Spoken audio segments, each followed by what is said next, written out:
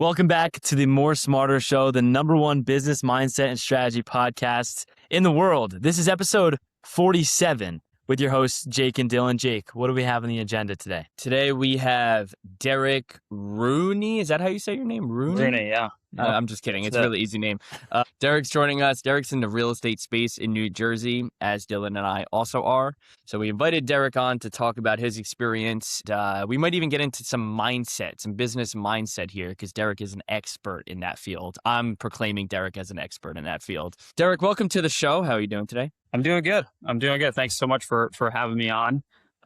47 episodes, guys. Congratulations. That's pretty 46.1. 46.1, yeah. But this is 47 and hey, this one's pretty much already in the works and already getting done. So 47, even if this were to end right here. So congratulations on that, guys. That's pretty cool, right? Consistency is key. With anything, right? With this podcast, I appreciate the you proclamating me as a mindset expert, but I think every one of us is probably just trying to do a little bit better every day at what we do and making ourselves a little bit better in our business, our personal life, relationships, whatever it is that you kind of strive for. But I'm doing good, man. I'm doing good. I'm feeling good. It's a beautiful day. It's early May. It's like honestly one of my favorite months of the year, and just gearing up for another busy day, and excited to jump on this today and share some of the stuff that I kind of have going on, and some of the stuff that helps me with my business, and maybe it will help someone else, right, with what they do. Yeah, absolutely. So we know that you're obviously in the real estate space. So you're a mortgage lender, but you also do a couple of off-market deals for yourself and other investors that you work with. So when you say you have a busy day, right, how do you kind of plan out your days and your weeks to make it the most efficient you possibly can? Yeah. It's a great question, right? Like anything, I'm sure the same with you guys, right? Like juggling your real estate business, doing this, the social media stuff, kind of finding time for it all is really the hardest thing. But you have to be very selective with your time and exactly what you're doing. The day always starts at the gym, right? Always starts at the gym. That's how I kind of without doing that, that's been such a, ingrained thing in my schedule. Without doing that, I don't necessarily feel as sharp, as good as, I would if I were to kind of sleep in. So that's like the first win of the day right there. Going to the gym, 6 a.m., finish around 7:30, usually try to get like an hour and a half, and then coming back, having a cup of coffee, maybe just spending a little bit of time with my thoughts, get my notebook, just kind of writing down the tasks that I want to get done that day. I think I'm at a point in my business now where it's like figuring out a lot of stuff that I can delegate, right? Rather than just trying to handle it all, having my hand in every deal is going to be difficult while finding time to prospect, while finding time to structure deals, accordingly. So yeah, I am in the mortgage space, as well as I have a company, DGR Property Solutions, which is pretty much finding off-market property opportunities that I can kind of parlay with the mortgage business. So finding those opportunities, giving them to my investors, or, my realtors might have a buyer, right? Just kind of got into that, and I'll get into it a little bit further, but kind of bringing the two businesses together, you just have to be very selective with your time. So a day in my life is pretty much doing that in the morning, like I said, then time blocking throughout the day to find time to kind of knock everything out, right? Finishing around a reasonable time. So it's like, you're not just working all day. You have a little bit of time to yourself, but sometimes that you have to just be working till like 6, 7 o'clock at night, sometimes even later, and starting my day around like 8:30. It's a long day, but hey, if you want to, Yeah. you want to do it. So we'll get into what you do in more detail, and like maybe how you can work more smarter, or how you are working more smarter soon. But I want to stick to your schedule and your time blocking and your mindset. Tell me more about time blocking. So time blocking for me is, is something that I've really been trying to work on and make it just non-negotiable, right? Like through those times where you're time blocking for, say, what's the main source of something that's going to drive revenue in our business? And that's particularly prospecting, whether for me, that's agents, that's, clients for refinances, that's potential buyers, or, potential people looking to sell their home off market or in a distressed situation. So Time blocking for me is pretty much figuring out what tasks are income producing in your business, what tasks are absolutely necessary, and then how can I break up my time throughout my day to make sure I'm hitting them all with zero distractions throughout. Um, so after the gym, kind of going to writing down my list for the day, I have a time block of say 15 minutes where I'm writing down things that I need to get done. And even if I'm stumped, I'll still sit there and give myself the full 15 minutes because maybe I'll think of something that I didn't, if I just kind of went through it a little bit faster than I should have, maybe I'll forget about things, right? It's easy to. And then kind of just going right into it, say an hour of just outreach, right? And then like figuring out what's going to be income producing and has been the biggest thing, which has driven my business to the next level. I think these past like year and a half, 2 years, because if I'm able to do these small mundane, and they feel small in the moment, right? Like making sure that you're even doing 30 minutes of outreach, right? They feel small in the moment, but those compounded over a long period of time, these small things that are easy to do and also easy not to do will lead to a great acceleration over a long time period in your business, right? Like Yeah. that's why I thought it was so important to do, right? Like Yeah. So distraction free. do you use any sort of apps or integrations for your calendar? Anything cool that you want to share? I really don't. I really don't. I'm not one of those people, like, even though I do time block, I'm not one of those people that kind of lives by their calendar. My days change all the time. I'm sure same with you guys. Like something comes up and you're kind of running to something different. Like that's something, look, like maybe I can work a little bit smarter on, or I could More be smarter. way More much more smarter. smarter. Yeah. Well, so the thing with that though is same with what you were saying with the prospecting, where prospecting should be the most important thing and everything kind of trickles down from the priorities. So if anything gets in between you and prospecting, it's the second step. It's not, doesn't come before it. You can't drop and negotiate that time. And I think one thing that is very worthwhile to note for you is you're doing the simple things right? Where you're not making it overcomplicated. We're having different Calendly links that are linking to your whatever calendar, and then it's clogging you up and you're doing blah, blah, blah. It's like all over the place, and it's, it could be super systematic, but you're just, you're going to the gym and then you're coming back and you're writing it down. And the old fashioned way, you're crossing it out once you get it done, to-do list. And as long as you do it simple and you keep it simple, then, you're gonna make it perfect every time. Yeah, I mean, and that's something that I think I've been doing for the last like 2 years pretty consistently now. Like I have a couple different of these journals right here where I'm just writing down to-do lists pretty much, every day that will take up a full page, right? Whatever the case may be, and then kind of time block my day specific to my day and actually what's going on, right? Because there's some days that it's really difficult to hit everything, but it's like you have your non-negotiables. Like as long as you are hitting those non-negotiables and then you find time to kind of do everything else, that's at least what's helped me, right? Like I'm not going to say you're golden. Maybe people have other ways of doing it, but like you said, I am old school with that, right? Like I'm still writing it down on a piece of paper, but it's right here. It's right here. I look down, I know exactly what I have to do. I'm taking that 15 minutes to kind of map out my day. And, the three most important things: prospecting, finding new deals, structuring deals, and also keeping my relationships intact with the people that are giving me business, right?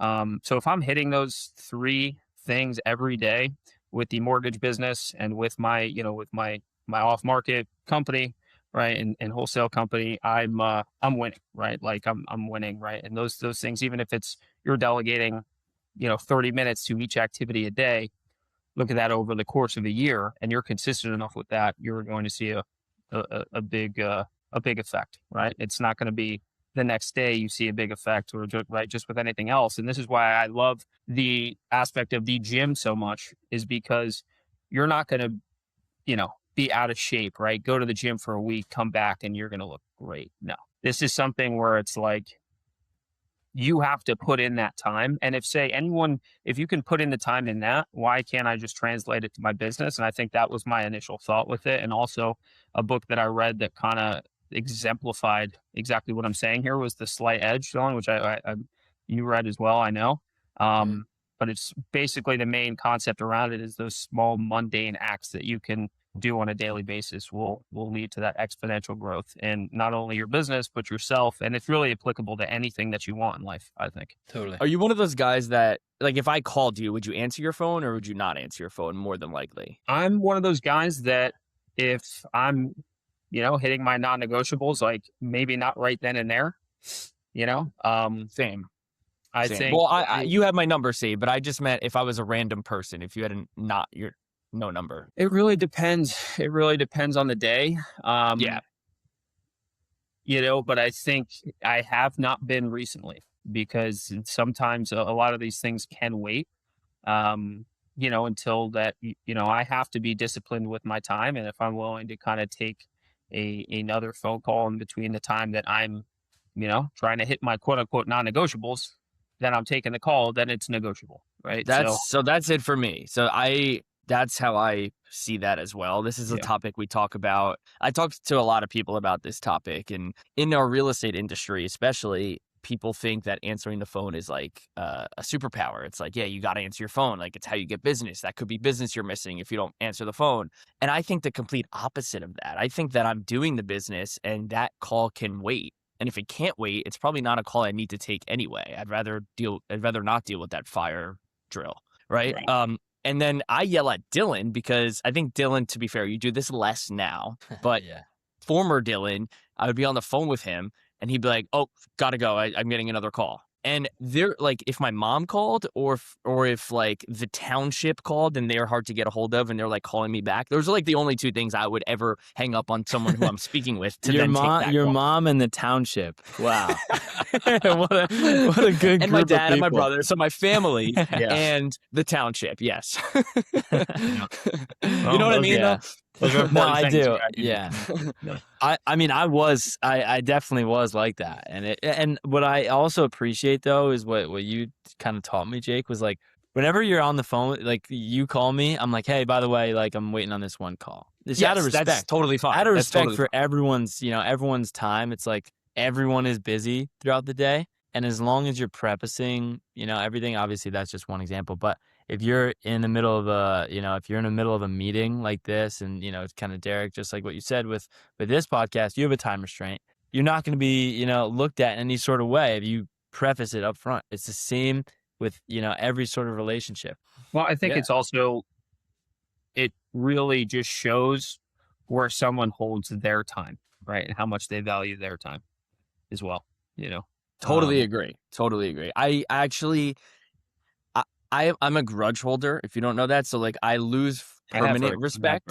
I lose permanent respect. Not permanent because like Dylan has got it back from me. When people do that to me, I really lose it because I'm like, wait, I'm not important enough for like my seller is calling. Fucking call him back. Like what? Yeah. And like you said, Derek, how do you respect yourself if that's how you treat someone that you're talking to? That, as well as if I'm going to say something to myself and I call something a non-negotiable, am I just going to be willing to negotiate on it, right? Just because someone's calling and it's a hurdle in the road, right? Like it's a hurdle. It's a hurdle in your mind too, right? Because you feel like it's necessary to pick up that phone. We all been at points in our business where there was no ringing of the phone, right? Yeah. And the phone was not ringing, but we were continually doing our outreach. But then when the phone did start ringing, we're excited, we're excited. And that's like, but it also will throw you off track of what you're doing at that moment, Totally. Yeah. And it's like even one text can do that where it's like, oh my gosh, I was just running comps on this. Yeah. And then now it's like I'm mentally somewhere else. The flow state is gone. And it takes about 15 minutes to get there anyway. So yeah, and I know that about me because I do a lot of different things in a day that I could be way better at that. Where I'm writing an email or doing something for my job, and then another email comes in and I get distracted by it.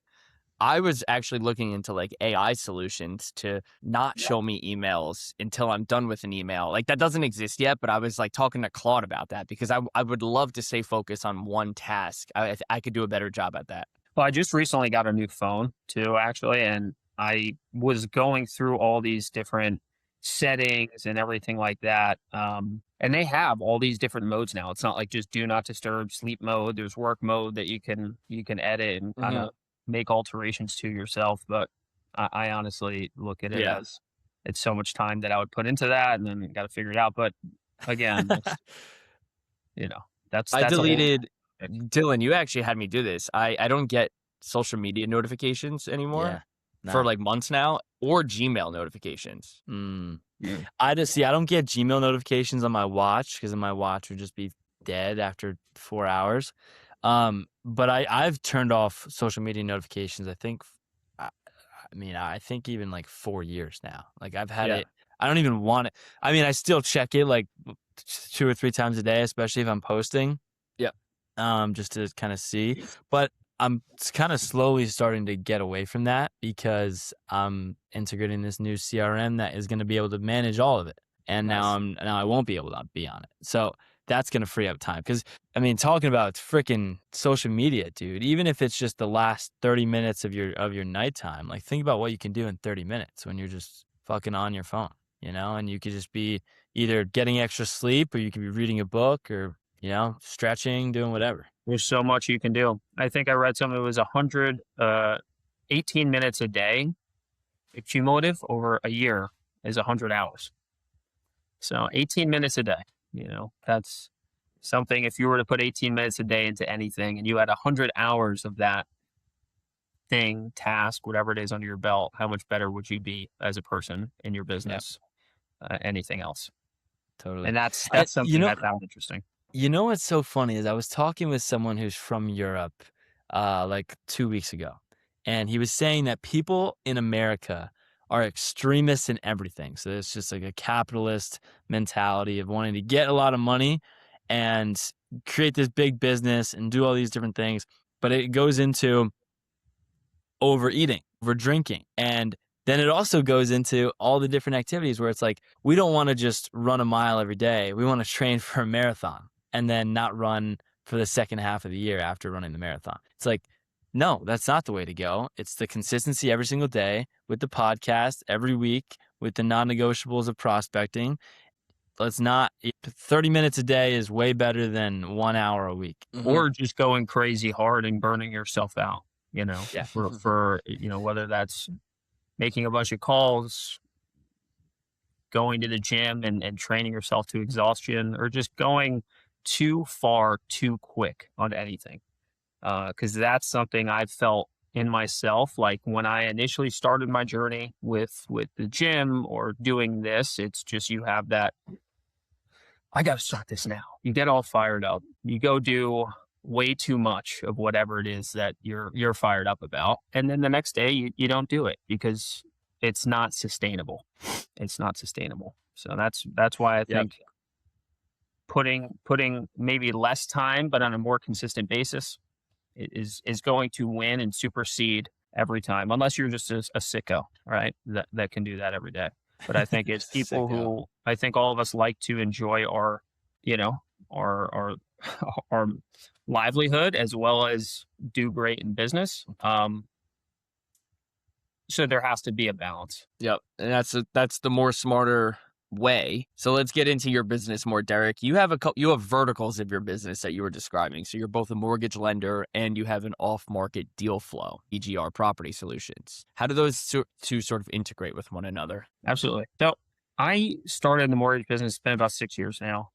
I was playing football in college, right? And I'll just kind of get into the background of how I came into both of these businesses. But I was playing football in college. COVID had happened. I ended up taking a semester off. I had a buddy of mine who was working at a mortgage company as a processor. I said, hey, you know what? I'm going to take a semester off and figure out a way to make a couple extra bucks. I was working as a processor for $15 an hour. Now, this was 2020. So I didn't realize at the time that this was the absolute boom of the mortgage industry until I did realize, right? And I said, I'm going to get my license. And it was pretty much shooting fish in a barrel. It was a great time to be alive, a 20-year-old kid, doing that. In the mortgage business, everything changed, hardship came, right? Rates went up. The purchase business was really the only business to be had at that time. Now, over the last couple years, building my real estate referral network has been difficult, right? And it was the most difficult when I first started trying to, because what everyone tells you? Pick up the phone, call real estate agents. I'm sure you guys get calls all the time. Hey, do you want to get some coffee? And then when you get coffee, kind of what do you say? I have great rates, great service. I close on time, and I'll communicate well. But I think that's just the barrier of entry, right? If you're going to do business in the mortgage space, right, and you're going to get referrals from agents who are producing a lot of business, that's the barrier of entry, right?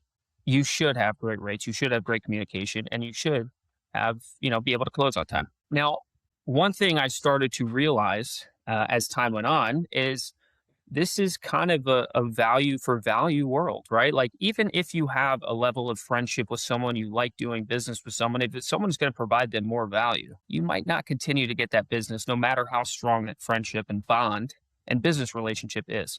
Not saying that people are typically, sellouts with their business and referrals, but if someone's providing them a great value, it's hard to turn down, right? We all are in this for to make a living, to make money.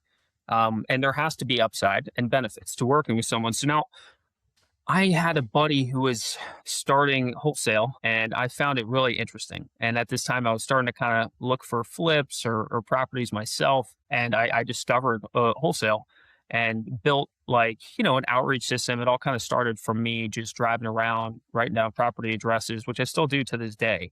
And then calling people to see if they were interested in selling their property. I find out about assignable contracts, all this different stuff.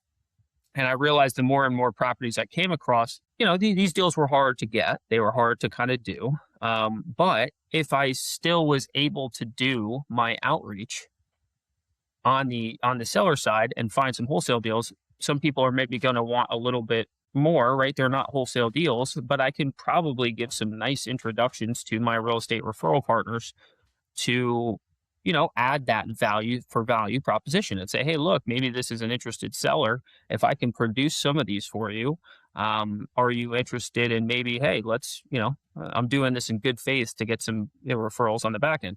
And then I kind of just figured more and more ways out to pair the two businesses together, where the more kind of wholesale and stuff that I was doing outreach for, the more value I was able to provide to my real estate agents. In turn, the more referrals I got, the more business I closed on both ends.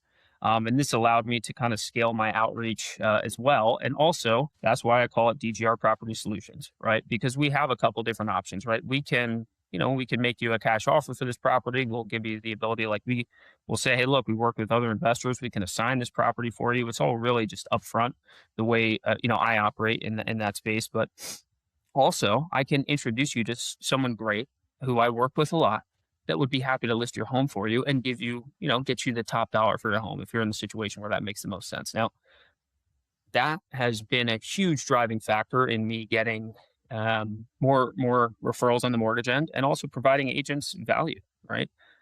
While maintaining a great business relationship, while being friends with people, on top of that already. That's pretty much how. What a great little monologue that was. That was great. Good Yeah. shit. Yeah. Yeah. That was good. And we'll get to the value for value kind of portion in a little bit. That's obviously for an industry that we're all in, where we know a lot of mortgage lenders may just try to provide value to Jake as a realtor by saying that he has nice looking AirPods. Like, they'll just compliment and say they have great rates and good loans, and what does that even mean?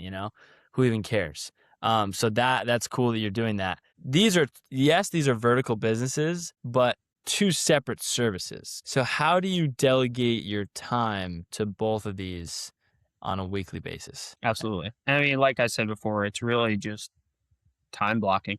Exactly how I would have specific days or hours of the day for each thing. The tasks are going to be similar, right? Whether it's outreach to a seller or it's outreach to an agent, kind of just touching base, or say outreach to a seller, getting information, then outreaching to an agent about that particular seller, right? Those are the same, right? And then I have, of course, my afternoons are for my loan consultations, where I'm going over, the application, the approval amount for my clients, also what programs and stuff like that, we can get them qualified for. And pretty much just making them, both work congruently. And then figuring out a good structure where I'm not going from one to the other, Um, so often. And that's why time blocking has been important, right? Because if I'm able to kind of keep on the same wave of like, hey, I'm doing this right now, I'm working on this business right now, and then hey, I'm working on this business right now as well. But like this has given me so much more of like an entrepreneurial like mentality, because the more I see and the more I work on one business, the more I go, hey, what if I were to implement this same ideology to this business as well? And what could I do with that? And I'm like, wow, okay. And so they kind of feed off each other. And I think I'm someone who wouldn't say I get bored just doing one thing all the time. I think like, there's always ways you can get better. And like, especially in this business, there's always another thing that you can figure out to work more smarter. Right. But I think I like having both avenues because they are different, you know, because they are Yeah. different. I'm huge on having multiple streams of income as well. Yeah. Yeah. So for you, Derek, what is the goal with the amount of volume you're trying to do? And let me just add some color to this question. I'm struggling with this question myself as a realtor, right? So yeah, I could do triple the amount of deals, start a team, have all these agents that are taking some referrals from me. But that also comes with expenses, overhead, signs, lock boxes, a lot of time training people. They leave, they get fired, whatever happens, starting a business, there's a lot of ups and downs. Whereas what I'm doing now, perhaps I could do more, but I'm like, you know what? I'm a husband and wife team with my wife. We have some cool systems. We have, and it's going super well. Like maybe I'm maximizing profit right now by not doing more business. So now I'm going to push it back to you, how you feel about all that. It's a good question. It's a good question because it can go one of two ways, right? Like it can either grow and everything else grows along with it, or you can grow and the money particularly doesn't grow and now you just have more expenses. But I think you have a good point. You could be maximizing profit, but I think for me, it's like if I know something's going to work and I know that it's going to have a return on my investment, I'm going to put the money into it and I'm just going to take that leap, right? Like we're all young. I love what I do, but at the end of this is a vehicle. So like I want to maximize everything, right? Like I want to grow this as big as I can, so then I can, have a financial sense of freedom, down the line. And then it's like, when are the times to turn that on? That's a difficult question because we don't really know. The market Yes. changes. The market changes, but you have to have the faith in yourself to be able to make those decisions and make those big investments, which I have with my business. I lost money, I've lost a good amount of money, making some financial investments, right, on my business for stuff. But I've also seen huge upside on other investments that I made, because at the end of the day, it's like we're investing our time or our money, and it's what's more valuable to me at this point in my life. My time. I think my time is, if I'm able to save myself more time and energy, and it's going to cost me a little bit of money, I'm going to make that. I'm going to make that Yeah, decision. which I would almost say though that Jake's example of going all in and like having a team and all this sort of stuff, it's definitely more time up front. Yeah. Is it I think it's even a debate if it's more time overall though, because you're still having to do mass amounts of deals to keep the overhead, like to maintain the overhead and all this sort of stuff. I mean, this is a constant question of the growth and like also the middle phase where the most profitable. So well, I mean, now that you say that, I don't think I answered your question right. I think it really just depends on who you are, right? There's no general answer to that question. I think it depends on who you are and kind of what you want. I think right now for myself particularly, I work like a madman. I enjoy what I do and I want to grow it, and I'm never really ever satisfied, which I think is a little bit of an issue as well. But I think you have to have that mentality when you're young, because one day I'm not going to have the energy that I have now to go out and crush it, right? And to be able to put in this time and these hours and have all these situation and balls in the air, right? Because if I'm not going to do it, someone's going to do it, and someone's going to become very successful with it. And I, you know, if I don't put the time, the energy, the money into it all, like, and shoot for it all, like, someone's going to, and that's like, I'm an all in kind of person, I think, with stuff. I don't kind of, have one foot in, one foot out. But at the same So your time, goal is to be like the biggest solutions company in New Jersey. yeah, that would be my goal.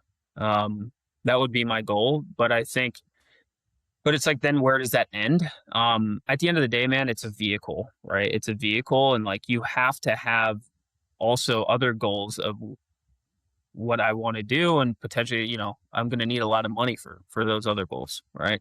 So I Yeah. have to do something that's going to be very big. This is what I'm good at, and this is what I've spent a lot of years growing. So this is what that's what the plan is. Yeah. Yeah.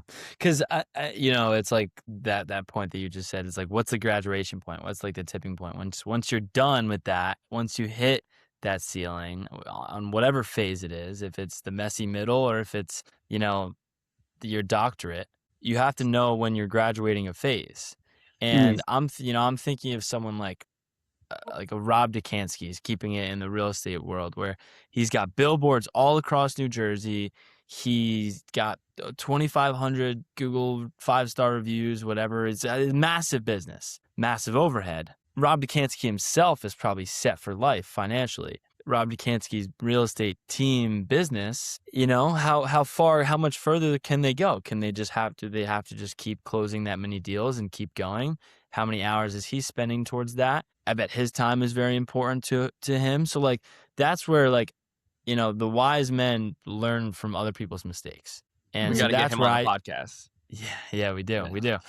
But you take a step back and you look at what other people have, and you're like, do I want that? Like, do I want this life that they're living? Okay, yeah, they could be making an extra $400,000 more than me. Let's go in reverse. They're working additional 30 hours a week more than me. How much more money are they actually making than I am?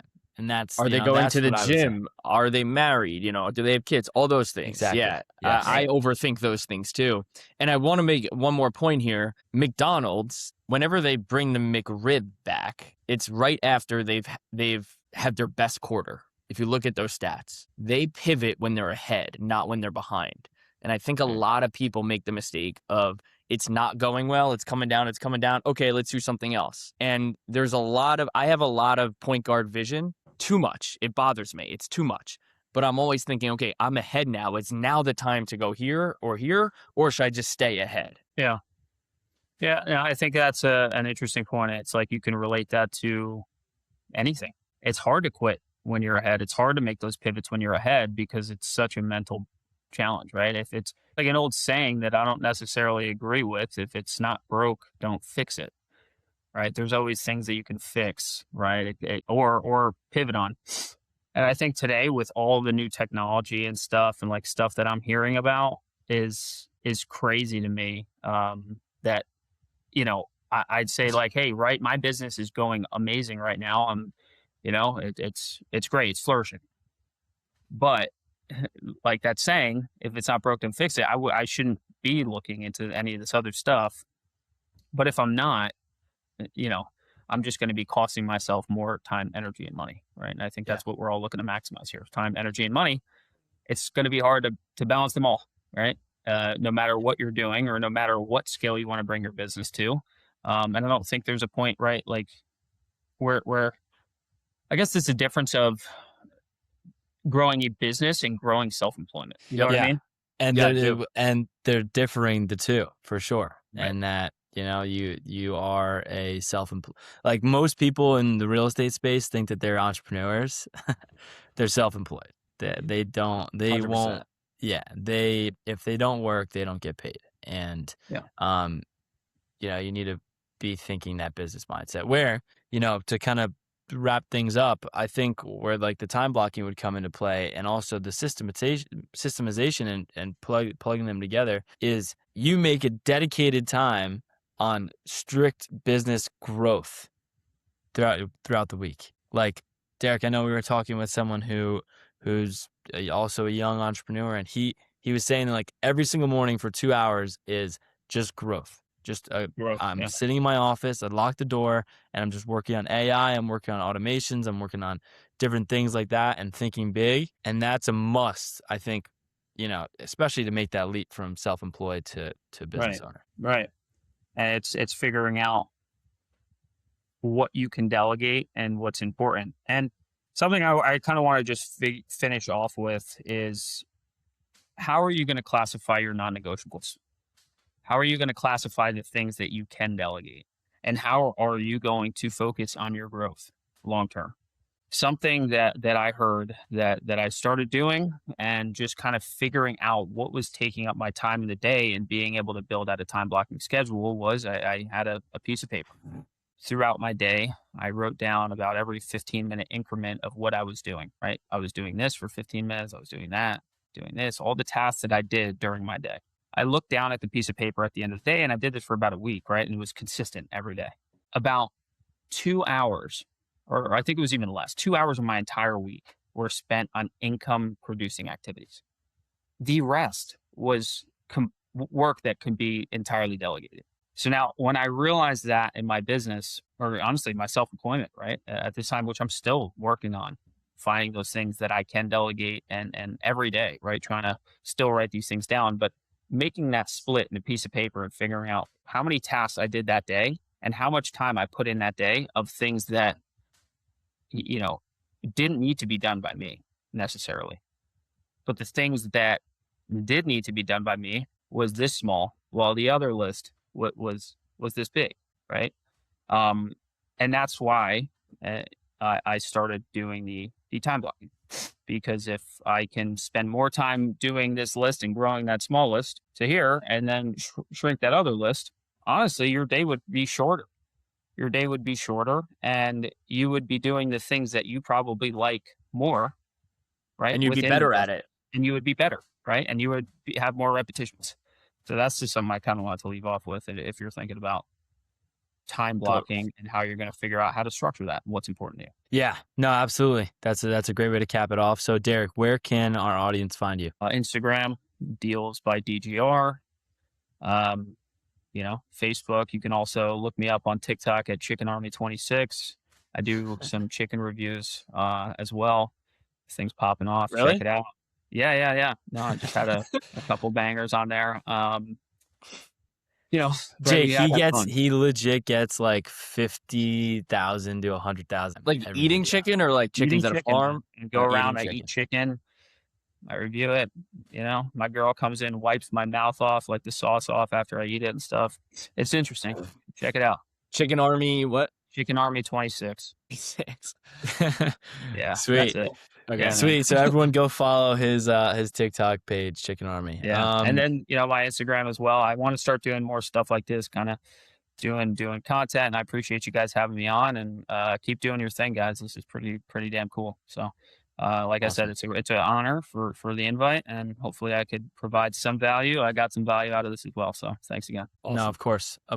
Everyone, thank you so much for listening to the More Smarter Show, episode 47. Like, subscribe, and follow along to more episodes. Only if you like it.